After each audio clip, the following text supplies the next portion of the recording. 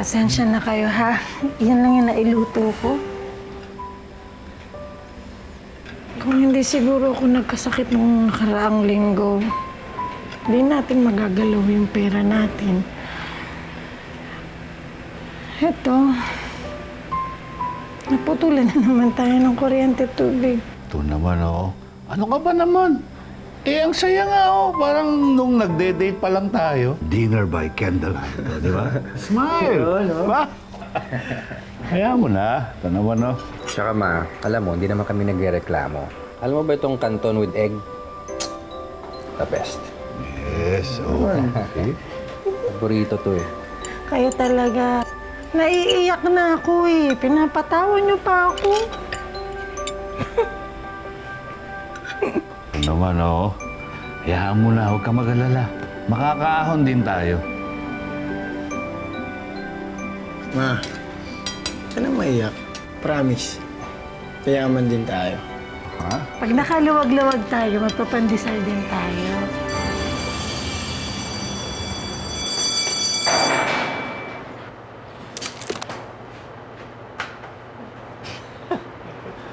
Ano to? My God!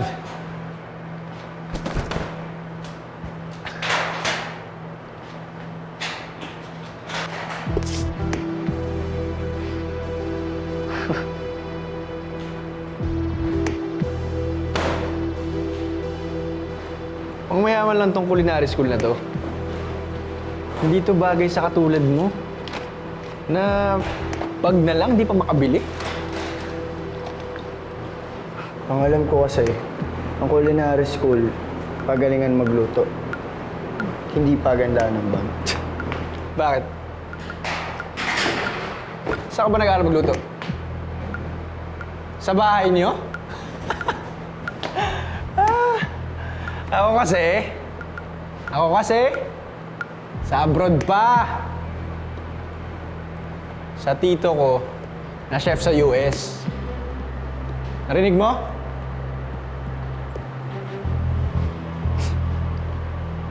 Morning, everyone. Morning, chef. Morning, chef.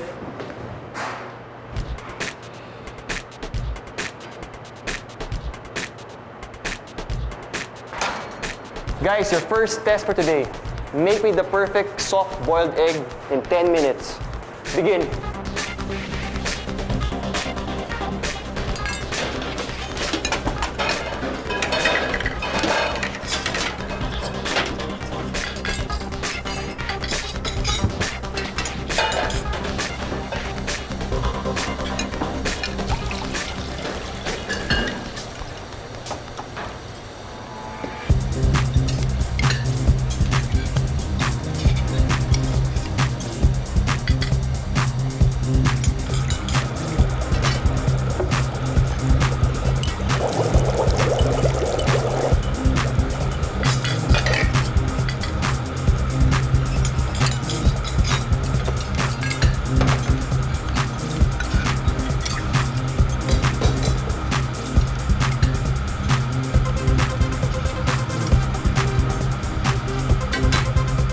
Guys, time is up. Please plate your eggs now. Okay guys, time to crack open your egg and let's see the doneness.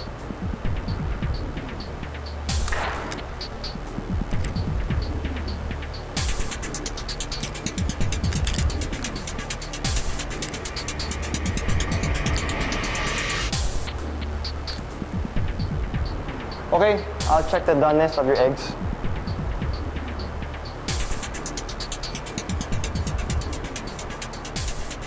Undercooked.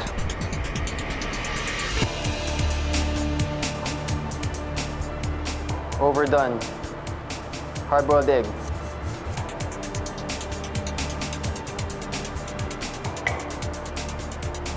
Hard-boiled.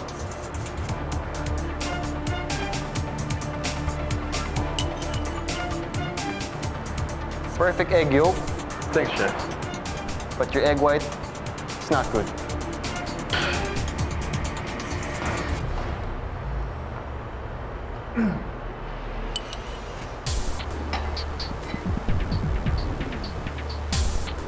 Now this is a perfect soft-boiled egg. Creamy yolk, perfect egg white. Good job. How do you do it? Chef, alam ko po kasing madaling mabasag ang eggshell pag dinerecho mo siya sa kumukulong tubig. At kapag nabasag ang eggshell, may chance na masira ang egg white. Para hindi mabasag ang eggshell, nilagay ko muna siya sa pan at saka ko nilagyan ng tubig around 1 inch ang taas mula sa itlog. Pinakulong ko siya ng walang takip para masigurado ko na hindi ma-overcook ang mga itlog. Pagkakulo ng tubig, pinangat ko sa apoy at saka ko tinakpan at iniwan ng 4 to 6 minutes. Saka ko nilagay sa ice bath para mag-stop ang cooking process. Good job. Thank you, Chef. Hindi lang dahil mayaman ka at mahirap ako magaling ka na magluto sa akin.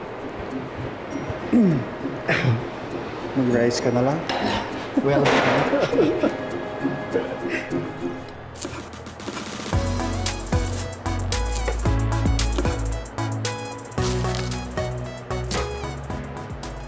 Chef, madami pa po ba tayong hihiwain? Nakakapagod pala to. Talaga bang gusto niyo maging mga chef?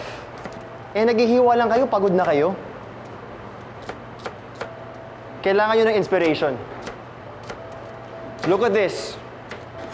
Conchita and Consuelo Valencia. They never gave up, hindi sila sumuko hanggang nakuha nila yung perfect recipe ng adobo. Alam ko, kayang-kaya niyong gawin to. But greatness takes hard work.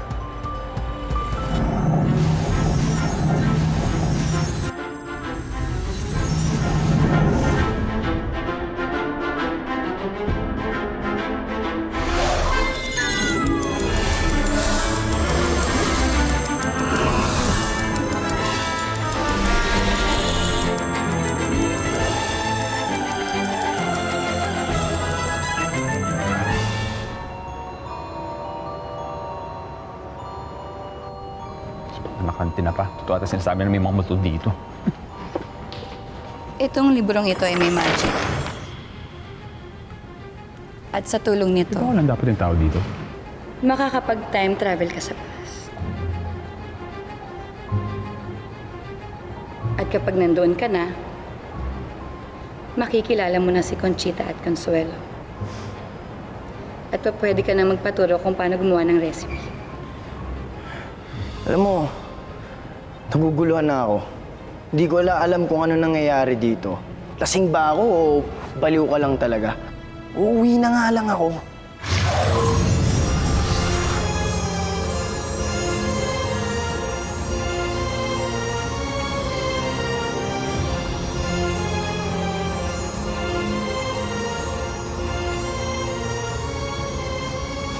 Paano kung maipit ako doon, Dulce? Paano kung makakabalik?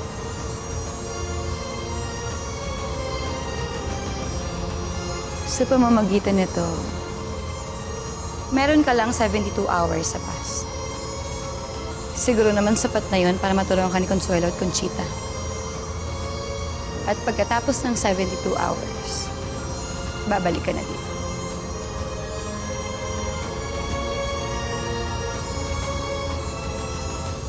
Bakit? Sinisiguro ko lang. Baka mamaya may ibang tao. Mahirap na. Pero Harvey, wag na wag kang kukuha ng kahit anong bagay sa past. Dahil kung hindi, Hindi ano. dahil kung hindi, magkakaroon ka ng maraming problema. At ano, Ano? at magkakasakit ka.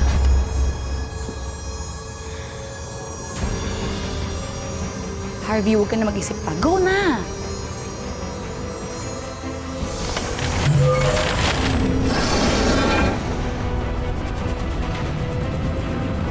Go na!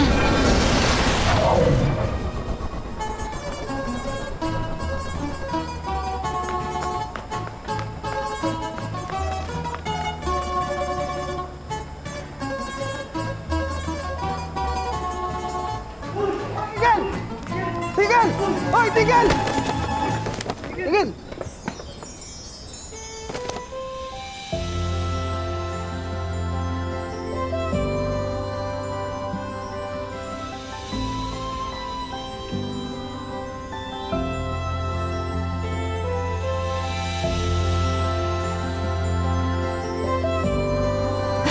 Nasakit ka?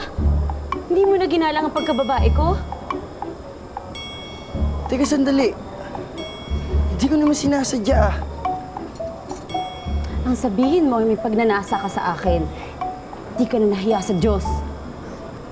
Sinabing hindi ko nga sinasadya, di ba? At saka hindi kita gusto, no? Baka nga ikaw pa yung magkagusto sa akin. Kapal talaga ng mukha mo, no? Pasalamat ka at walang gwardiya sibil dito, kundi pinadangkot na kita.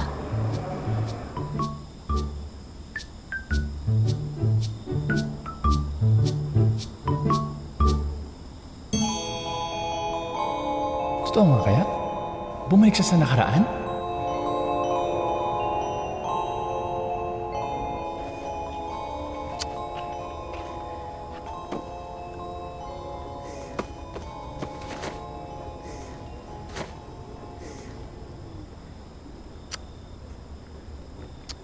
Nabasa pala to.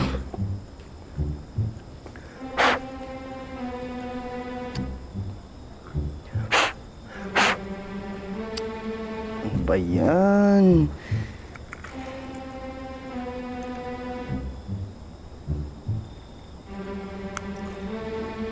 Tulsi naman. Bukod sana sa relo, nagpadala ka rin ng mapa, di ba? Para nakita ko si Consuelo kung nasaan.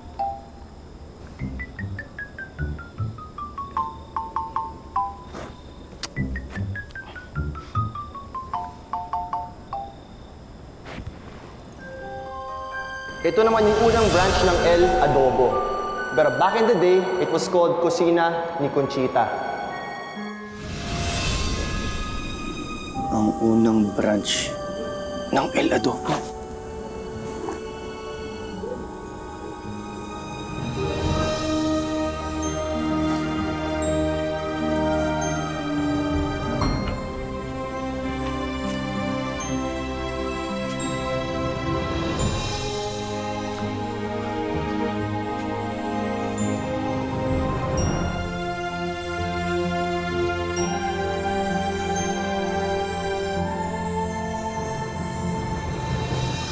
Sila'y ating hayaang kumulo, anak. Halika't samahan ako.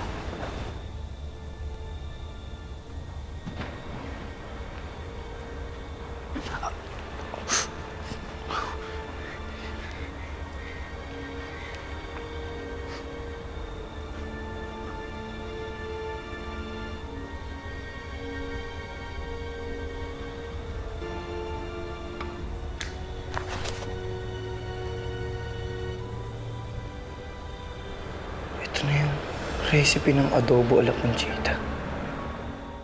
Huwag na huwag kang kukuha ng kahit anong bagay sa oras. Dahil kung hindi, magkakaroon ka ng maraming problema. I'm giving his restaurant my lowest rating ever. His adobo recipe doesn't even come close to that of House of Adobo, which is just second to El Adobo.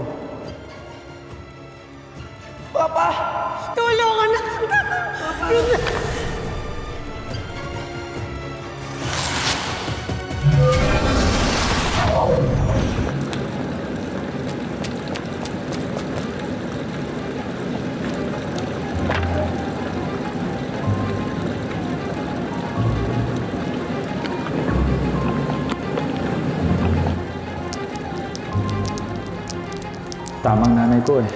Hindi ako dapat nagpapakabaliw sa trabaho dahil totoong mababaliw ako.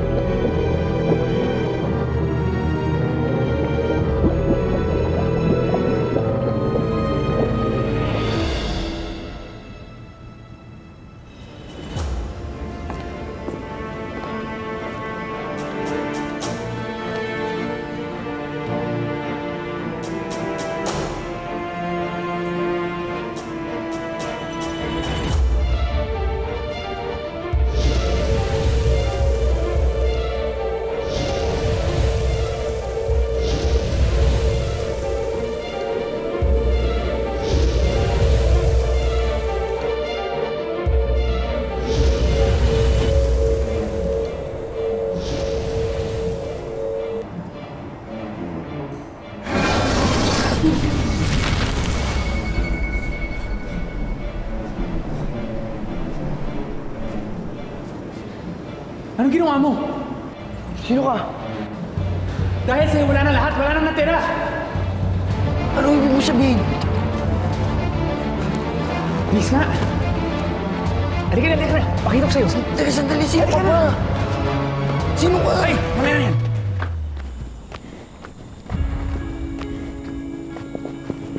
Ano? Kita mo na? Wala na lahat.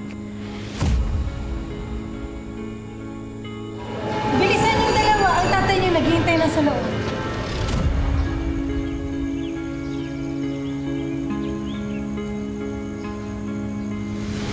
Wala na lahat ng El Adobo Restaurants. Tingnan mo, pati sa Google, wala na yung El Adobo. Ang #1 restaurant sa Pilipinas ngayon ay ang House of Adobo, ang dating kalaban ng El Adobo. Ay, hindi ka pa rin naniniwala? Kuya! Question lang. Ano yung El Adobo? Alam mo ba yun? El Adobo? Ano yun?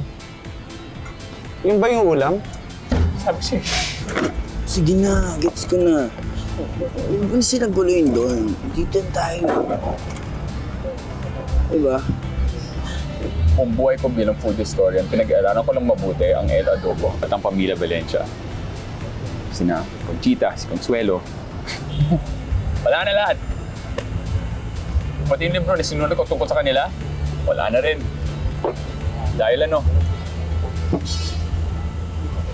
Dahil ninakaw mo yung recipe nila at nabura ang El Adobo sa panahon natin ngayon. Hindi ko nga ninakaw yung recipe ni Conchita.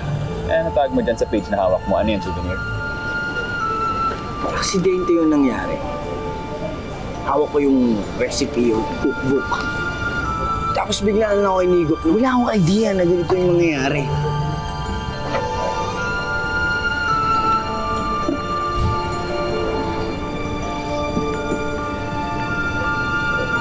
Teka.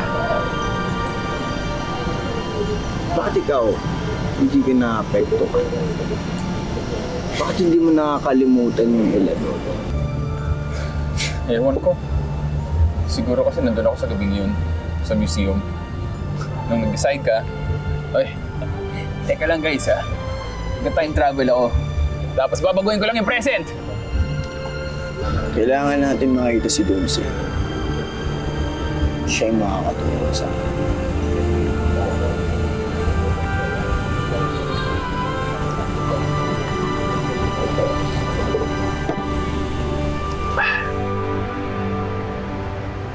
Mga ganito po siya kataas. Babae po siya. I'm sorry sir, wala po talaga kaming staff dito na ang pangalan ay Dulce. And wala rin po kaming night shift na janitress. Actually, all of our cleaning staff po leave by 7 p.m. So, normally wala na po talagang tao dito sa museum paggabi. Special pass lang po yung binigay namin dito kay Sir Alfredo Legaspi because meron po siyang ginagawang research. Sir, sorry Prof. Bawal po hawakan yan. Tinitingnan ko lang siya na malapitan kasi baka umilaw ulit. Umilaw po. Prof naman, bakit naman po iilaw yung libro? Excuse me.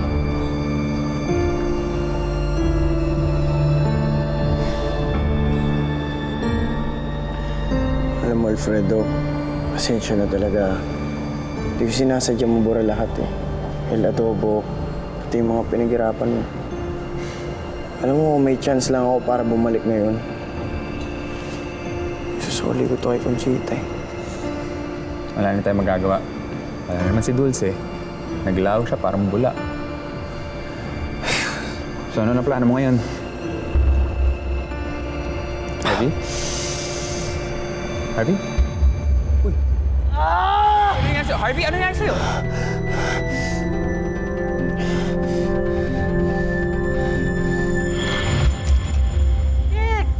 Benedict, anak! Anak, tama na! Anak, huwag ka namang umalis. Anak naman. Anak, huwag ka nang umalis. Huwag ka umalis. Tayo na lang tatlo ng kapatid mo magkakasama. Parang awa mo na, anak, tama na. Hindi akong pahirapan. Kuya! Anak, tama na. Kuya, saan ka pupunta? Ba't ka alis? Basta malayo rito. Ayoko na dito. Pinalik ka na. Kuya naman. Kuya naman.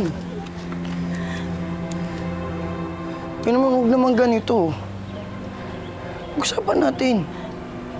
Kuya, alam kong malaking kasalanan ko sa'yo. O pwede pa nating maayos to, kuya.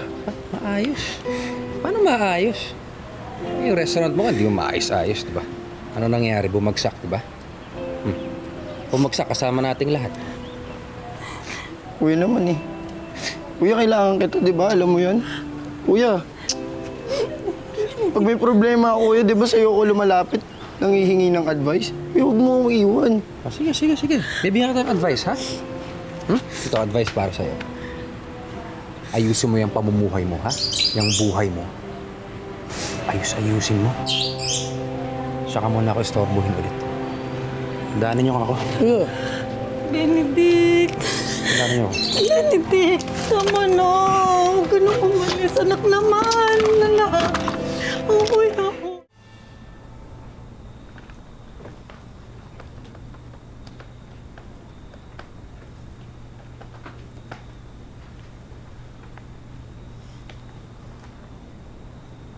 Ma?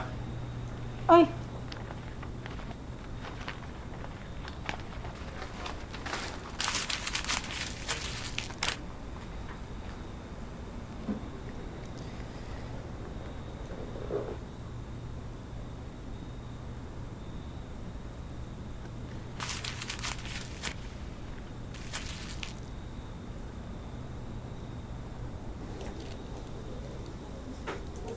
Hindi mo naman kailangan itago ito sa akin, di ba, ma? Hindi naman ako bata eh.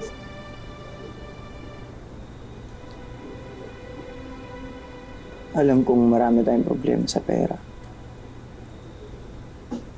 Alam kong baon tayo sa utang. anak. Ayaw ko lang sisihin mo sarili mo.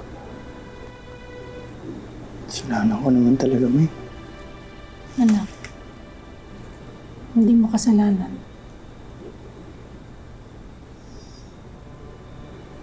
Ganito lang talaga ang buhay. Minsan nasa baba, minsan nasa taas.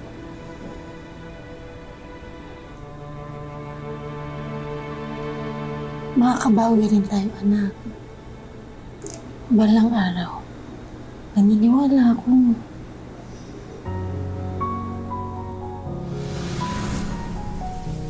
Ma, ka na maiyak. Promise. Kayaman din tayo.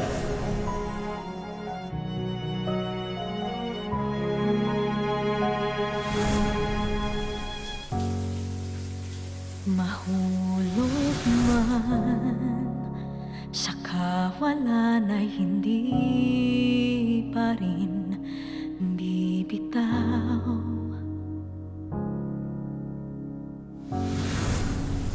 Matakot man Ito yung ATM ko, ha? Nandiyan na lahat ng kinita ko sa separation pay ko. Tataya kami sa iyo, eh.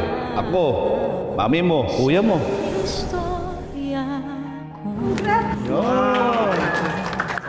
Thank you. Sa wakas, anak, natupad na rin namin pangarap niyo magkaroon ng restaurant. Oo naman. His adobo is all flash, no substance. Hindi na ako babalik sa restaurant ng Chef Harvey na ito. And with that, I'm giving his restaurant my lowest rating ever. 1 star out of 5. At hindi ako makakagawa ng adobo na kagaya ng recipe ni Conchita. What if si Conchita at Consuelo mismo ang magturo sa'yo? Ano? Gusto mo ba o ayaw mo? The adobo recipe doesn't even come close to that of House of Adobo, which is just second to El Adobo.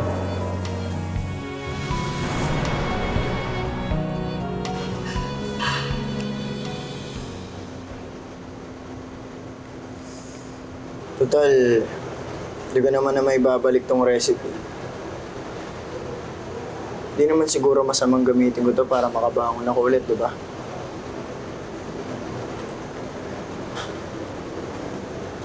Itong restaurant na lang ang meron ako, Alfredo. Ito na lang ang pag-asa ko para makabawi ako sa pamilya ko. Maayos ko yung buhay namin.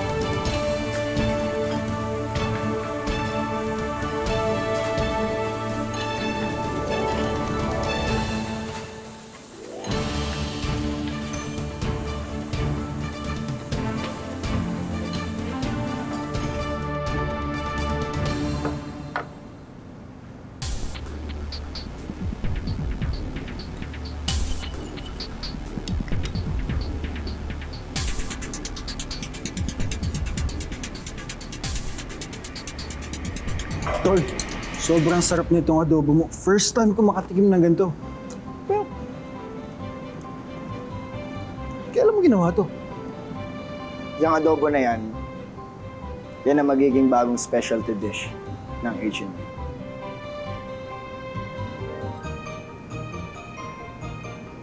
Chef Harvey.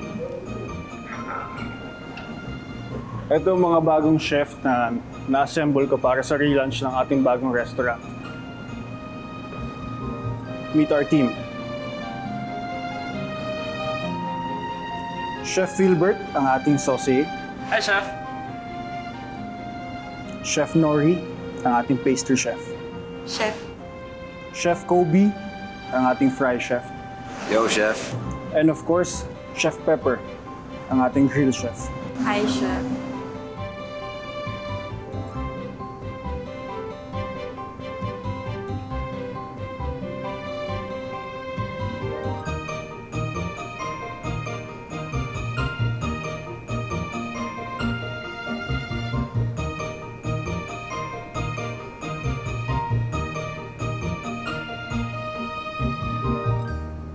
I expect only the best from you guys. This restaurant cannot fail again. Kaya mas magiging maigpit ako sa lahat ng bagay. We will maintain a very high standard. Is that clear? Yes, Chef.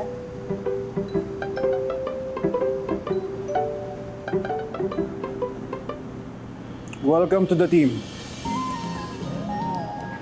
Now let's check our kitchen.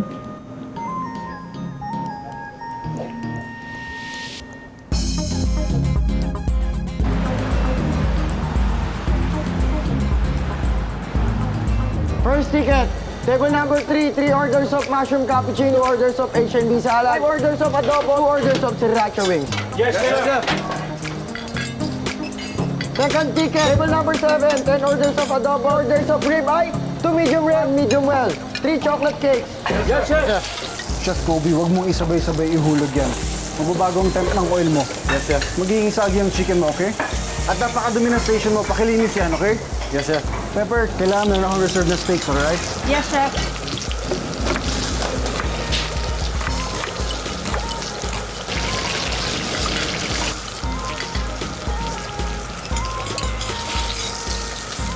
Nori, papot naman ng pot, please. Okay, wait. Thank you. Ready go? Thank you. Grabe. Ang bango ng adobo sauce ni Chef, no? Amoy pa lang nakakagutom na. Actually, paano kayo ginagawa ni Chef Harvey to? Oo nga eh. Alam mo, sobrang nakaka-curious yung secret recipe niya, no? Alam nyo, kahit ako mismo, hindi ko alam kung anong secret recipe ni Harvey. Ang alam ko lang, napakadami nating order. So can we keep on moving? Yes, Chef.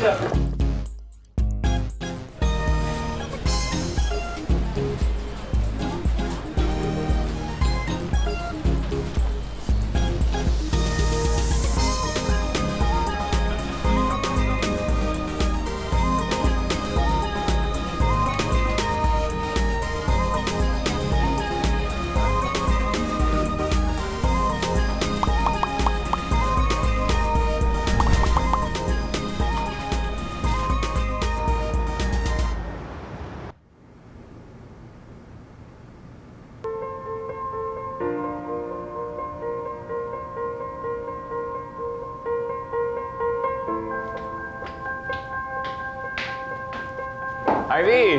Congrats! Ang dami na po kumakain sa restaurant mo. Oy, oh, Para saan to? alam ko kasing hindi ko na may babalik lahat ng nawala sa'yo dahil sa akin. Kahit yun man lang, makabawi ako. Bumalik ka na sa pagtuturo, di ba? Kaya naisipan ko kailangan mo ng laptop. Hindi mo na kailangan gawin to, ah. Pero thank you, ah. Yung sakit mo pala, basta na, pambalik pa rin.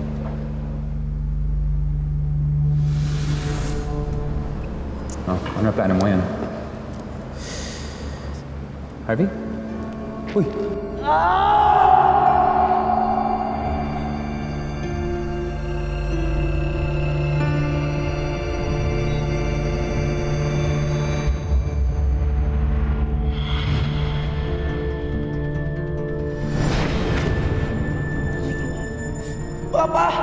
Ruben! Ruben! Ruben! Tulong! Ruben! Ruben! Ruben, gumising ka! Harvey! Harvey! Uy!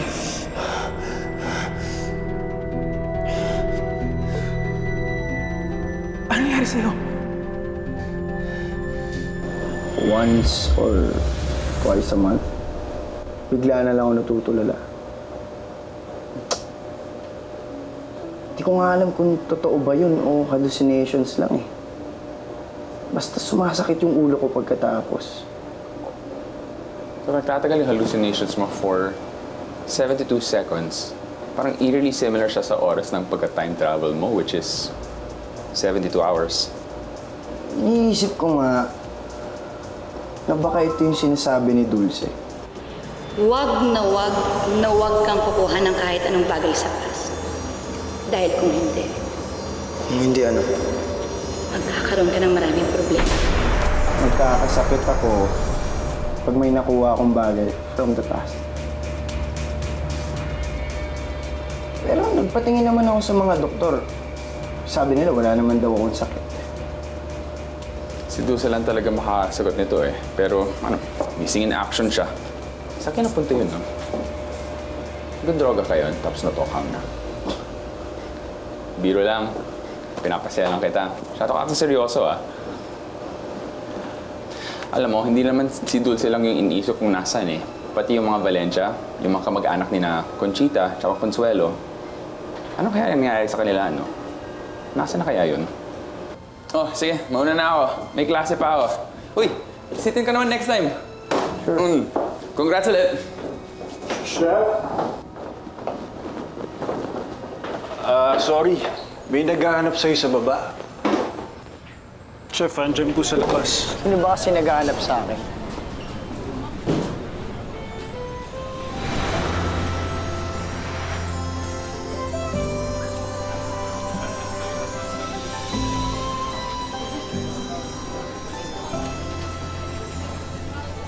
Consuelo?